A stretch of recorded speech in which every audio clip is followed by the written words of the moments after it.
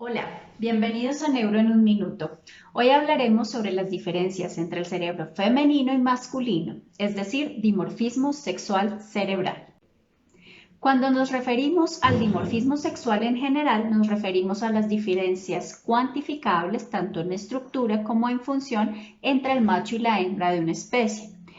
Cuando hablamos de dimorfismo sexual cerebral, estaríamos hablando de las diferencias en el cerebro y en su funcionamiento entre el macho y la hembra de la especie. En nuestro caso particular, entre el macho y la hembra humanos. Sin embargo, desde ya les adelanto, los diferentes estudios que se han realizado han sido mediados por varios elementos, como una categorización arbitraria entre lo que es femenino y masculino, con variables a considerar muy amplias, así como a la omisión de datos y de poblaciones en los estudios, que han llevado a que estos estudios no sean tan verificables o repetibles. Lo primero a aclarar es que no existe lo femenino y lo masculino como categorías excluyentes naturales, sino que son características que se han asociado con lo femenino y lo propio masculino, que como vamos a ver están más distribuidas entre las personas independientemente de su sexo genético. Se ha hablado de dimorfismo sexual cerebral desde el proceso de masculinización cerebral que lleva a un cerebro que de inicio o por default es femenino a convertirse en masculino por la intervención de las hormonas sexuales que son activadas por el cromosoma Y durante la formación intrauterina y desde las glándulas sexuales en la adolescencia. En el cerebro hablamos de cambios organizacionales o estructurales que afectan la función del cerebro en la etapa prenatal y a cambios activacionales que terminan generando comportamientos o cambios temporales o reversibles más hacia la edad adulta o hacia la adolescencia. Cuando hablamos de los cambios estructurales nos referimos a regiones cerebrales que son diferentes, ya sea en tamaño o forma entre hombres y mujeres. Hablaré de algunas que han favorecido el uso de mitos que han contribuido a una cierta discriminación, pero que veremos que se han ido reevaluando. El primero de estos es el tamaño del cerebro. Se ha dicho que el cerebro del hombre es más grande que el de la mujer, y esto en términos generales es cierto, pero solo se puede considerar teniendo en cuenta el tamaño del macho de la especie, que en los humanos es más grande, y que en general en los hombres implica tener un cuerpo más grande, por tanto el tamaño de su cerebro es relativo a su tamaño corporal. Las mujeres tenemos un cerebro proporcional al tamaño de nuestro cuerpo. Y esto sería así en general con cada individuo, que tendría un cerebro ajustado a sus características físicas propias. También se ha hablado de que los hombres tienen mayor cantidad de células en el cerebro, mientras que las mujeres tienen menos. Pero en sí el cerebro de las mujeres tiene más dobleces o circunvoluciones, así como conexiones interhemisféricas, que en términos funcionales termina teniendo cualidades bastante similares. Los hallazgos relacionados con estructuras ligadas a los sistemas reproductivos o conductas sexuales no son consistentes en mostrar diferencias significativas entre hombres y mujeres y nuestros sistemas hormonales. Si bien difieren en cantidad y funcionalidad, parten del hecho de que somos animales mamíferos y de la misma especie, es decir, producimos las mismas hormonas. A nivel funcional, en el desarrollo se ha encontrado que las mujeres tienen un desarrollo temprano del lenguaje, con mayor velocidad y exactitud para el deletreo, habilidades gramáticas y fluidez verbal. Mientras que en el caso de los hombres o de los niños durante su desarrollo demuestran habilidades visoespaciales, incluyendo algunos rompecabezas, discriminación de lateralidad, por ejemplo derecha-izquierda, juicio de horizontalidad y razonamiento mecánico. Pero hay que tener en cuenta que se deben considerar aspectos como el tipo de prácticas culturales, como los juegos que realizan los niños o que les son permitidos a niñas y niños, así como otras variables que abren el espectro de lo que es ser mujer u hombre, incluyendo la variabilidad en las expresiones de la identidad sexual, el género, el debate en naturaleza-crianza, las diferencias neuroanatómicas, genéticas, epigenéticas, hormonales, sexuales y no sexuales, y la hipótesis de la exposición a hormonas en etapa perinatal. Básicamente, los estudios recientes y más amplios cada día nos indican que como tal las diferencias estructurales no son significativas entre hombres y mujeres y que nuestros cerebros funcionan más como una especie de mosaicos que combinan esas características que se han asociado con lo femenino y lo masculino. Por tanto, las diferencias que se encuentran son entre las personas y no entre los sexos. Quedamos muy atentos a sus preguntas. Les agradecemos mucho y sigan acompañándonos.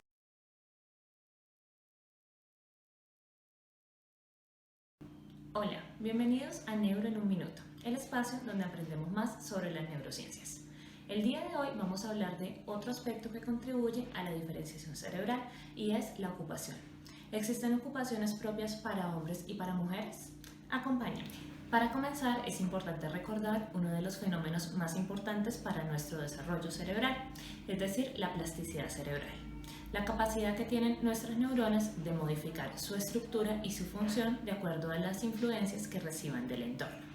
Además, recordemos también que la ocupación son aquellas actividades que son significativas para nosotros y las cuales practicamos con mucha frecuencia. Cuando hablamos de la forma en que la ocupación termina modificando nuestro cerebro, estamos hablando de uno de los principios de la neuroocupación. La semana pasada hablábamos de cómo las hormonas sexuales, al igual que otros aspectos biológicos, terminaban influyendo en la diferenciación cerebral. Al igual que esto, las ocupaciones que escogemos pueden terminar afectando el tipo de habilidades que desarrollamos. Sin embargo, hay que tener en cuenta algo muy importante y es que la elección de nuestras actividades puede estar sesgada por aquellas creencias y valores que compartimos culturalmente. Las creencias que tiene la sociedad sobre aquello que podemos o no podemos realizar de acuerdo a nuestro sexo, nuestra edad, nuestro lugar de origen, entre muchos otros factores, puede terminar influyendo sobre nuestra elección ocupacional. De la misma manera, afectan nuestras creencias sobre aquello que podemos o no podemos hacer. Esto lo conocemos como encauzamiento personal. Un ejemplo de esta afectación lo encontramos en un estudio publicado en la revista Science en el 2017, donde se evaluó a una serie de niños y niñas en edad preescolar. A los 5 años, tanto niños como niñas podían asignar la característica de exitoso o brillante por igual a imágenes de hombres y de mujeres que se les mostraban. Sin embargo, a los 6 años, las niñas en particular empezaron a asignar esta cualidad exclusivamente a los hombres. Es decir, desde muy temprana edad, nuestras creencias acerca de quién puede o no puede ser exitoso se ven influenciadas por los modelos que nos presentan. Cuando analizamos las diferentes áreas de desempeño ocupacional, ya sea autocuidado, trabajo o estudio o juego y tiempo libre, no encontramos como tal un tipo de actividad exclusiva para hombres o para mujeres. Lo que sí es cierto es que las actividades que repetimos con mayor frecuencia y que escogemos como significativas son las que terminan desarrollando mayores habilidades. Por ejemplo, tradicionalmente la sociedad ha asignado las tareas de cuidado a las mujeres. Es su práctica desde que estamos muy pequeñas lo que hace que seamos como tal mejores como cuidadoras. No quiere decir que algo en el cerebro de los hombres les impida desarrollar estas habilidades. En el sentido contrario, actividades como la mecánica han sido asignadas a los hombres, pero son actividades que con un entrenamiento adecuado las mujeres también podemos realizar. Es aferrarnos a estereotipos sobre lo que pueden hacer los hombres o lo que pueden hacer las mujeres, lo que termina afectando nuestro propio desarrollo personal y nuestras habilidades a nivel cerebral.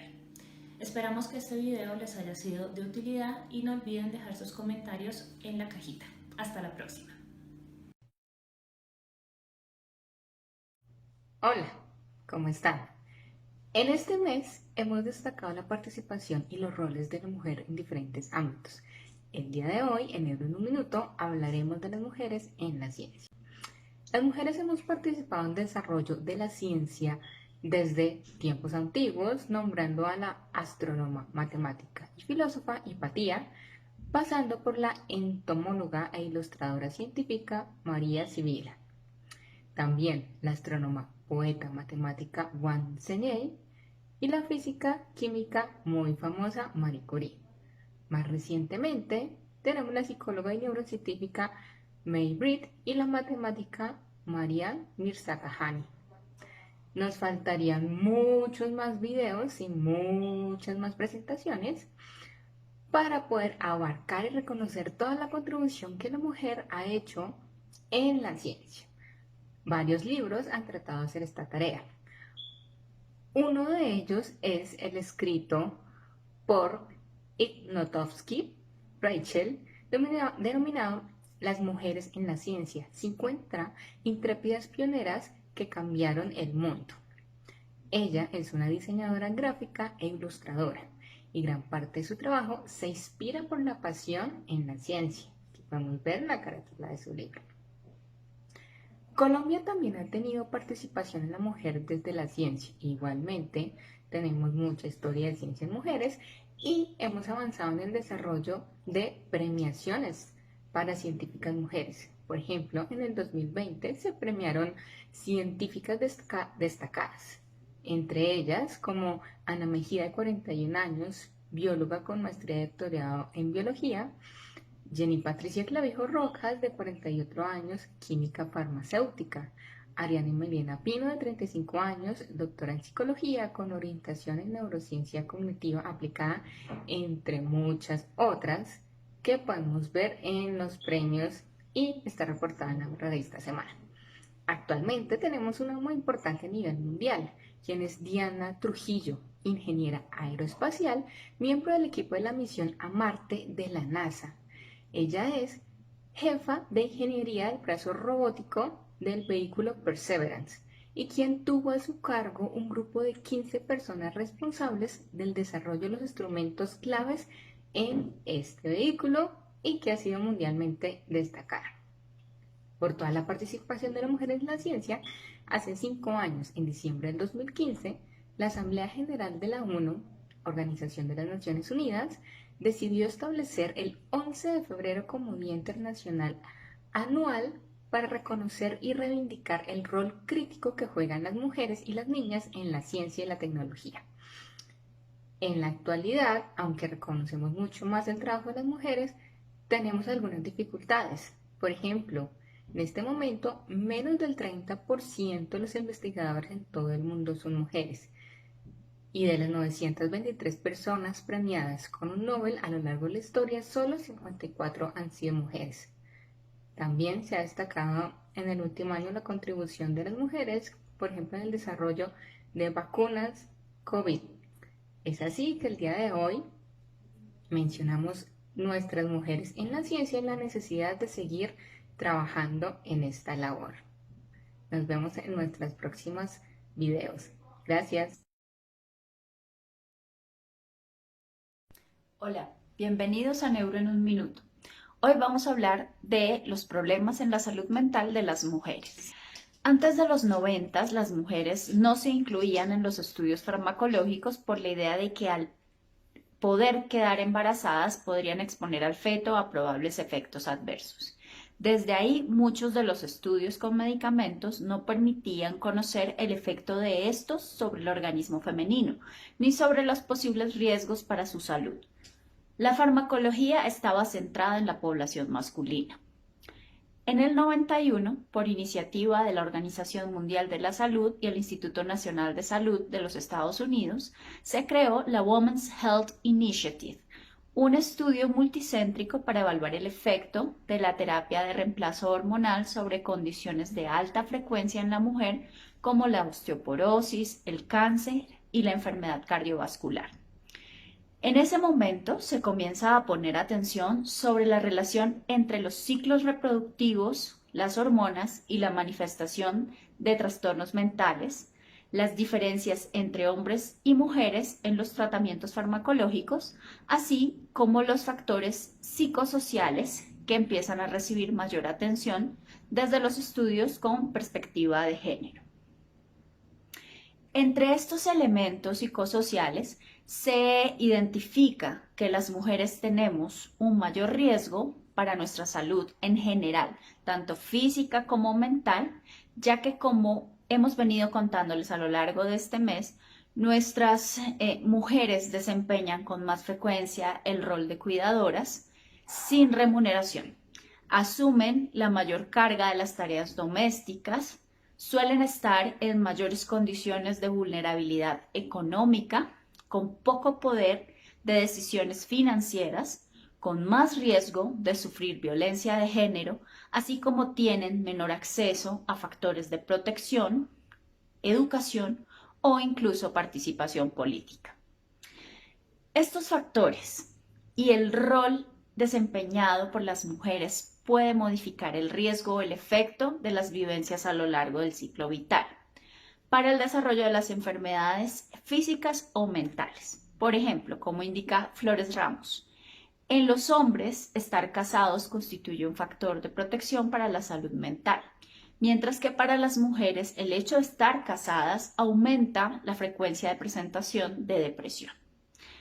De acuerdo a la Encuesta Nacional de Salud Mental de Colombia, publicada en el año 2015, las enfermedades en las que las mujeres presentan mayor prevalencia son los trastornos del estado de ánimo, que incluyen situaciones como la depresión, los trastornos de ansiedad, trastornos de la conducta alimentaria y algunos trastornos de la personalidad.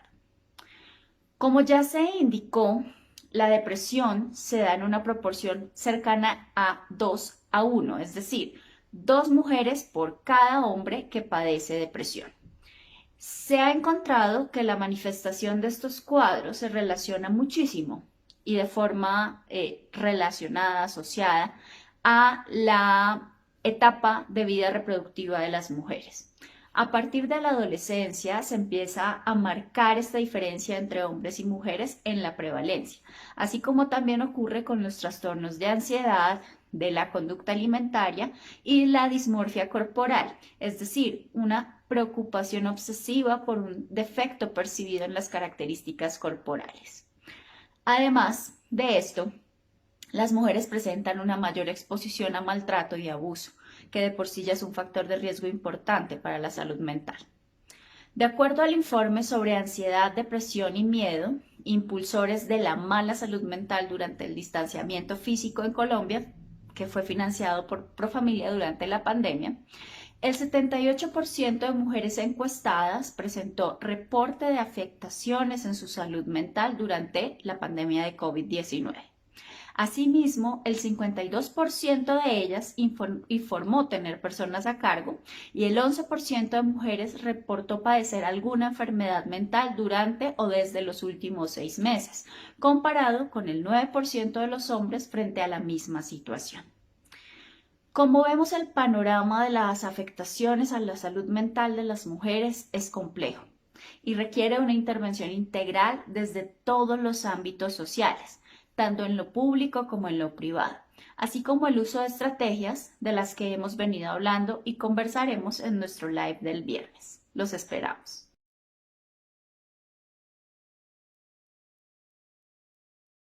Hola a todos y bienvenidos a Neuro en un Minuto, el espacio donde aprendemos más sobre las neurociencias. En videos pasados hablábamos de la influencia que tienen las hormonas en el cerebro durante su neurodesarrollo. Esta influencia no se ve solamente durante la gestación, sino que nos sigue afectando a lo largo de todo nuestro ciclo vital. Una parte muy importante se relaciona con el ciclo menstrual y es lo que vamos a ver el día de hoy. Acompáñenme. Cuando hablamos del ciclo menstrual no nos referimos solamente a la época durante la cual se produce el sangrado. El ciclo menstrual en realidad está compuesto de 2 fases. Una fase folicular que se da previa a la ovulación y una fase lútea que se da previa a la menstruación como tal. Durante este ciclo las hormonas se comportan de diferentes maneras e influyen sobre el desempeño cotidiano.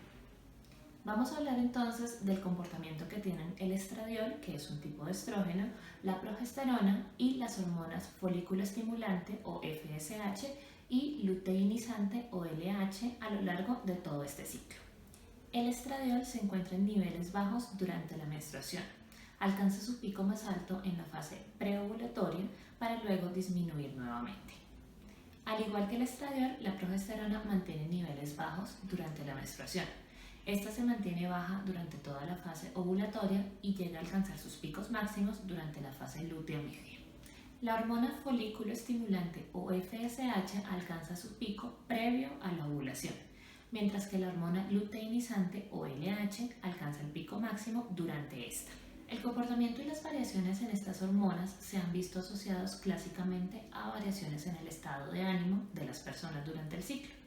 Sin embargo, nuevos estudios han empezado a mostrar que también influyen sobre las funciones cognitivas, afectando la activación a nivel de hipocampo y a nivel de frontoestriado, lo cual se relaciona con el desempeño en actividades visoespaciales y de tipo verbal. A pesar de estas variaciones en la activación, puede que no haya ninguna afectación en el desempeño ocupacional. Esto es porque las personas podemos desarrollar mecanismos compensatorios que nos ayuden a no fallar en nuestras actividades. Es muy importante que continuemos haciendo estudios para verificar estos resultados y para poder ampliar el conocimiento sobre la relación entre la variación hormonal y el ciclo menstrual. Sin embargo, este tipo de variaciones no afectan solamente a las personas que menstruan. Por ejemplo, en el caso de la testosterona ya se ha identificado que sus variaciones tienen que ver tanto con el ciclo circadiano como con el ciclo estacionario. Esperamos que esta información les haya sido de utilidad y que nos acompañen el próximo mes. Abril será un mes dedicado a los niños. Una feliz Semana Santa y nos vemos próximamente.